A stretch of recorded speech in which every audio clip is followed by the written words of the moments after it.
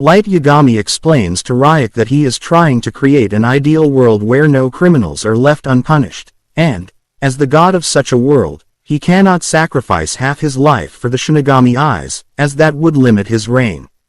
He decides to experiment with the Deathnote using incarcerated criminals. Chief Yagami and L are soon puzzled by reports they receive of prisoners dying in odd circumstances. Hacking into the notes for the ongoing investigation, Light discovers that L suspects they were tests and doesn't want this information reported to the media. Later, Light creates a plan to discover the identity of the man following him without arousing his suspicion. He plans a date to Spaceworld with a classmate, Yuri. His tracker, though becoming less suspicious of him, follows Light onto the bus to Spaceworld, sitting directly behind the couple. During the ride, a drug dealer and murderer named Kichiro Osoreda, who was recently in the news, boards the bus and points a gun at the driver. Light hands a note to Yuri, saying that he will use a move his father taught him to knock out Osoreda.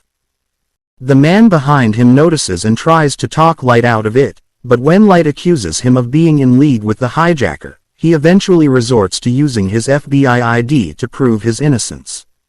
Light drops the paper in the aisle and reaches for it, and Osoreda notices and picks up a note that contains plans for the date. However, the plans were written from a page in the Deathnote, and after touching the page, Osoreda can see Ryuk. Intrigued, Ryuk walks toward him, and Osoreda panics and wastes his bullets trying to shoot him.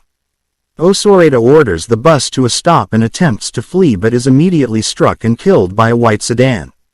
As the police question witnesses and Rapenbur leaves, Light resumes the date, planning the FBI investigator's death.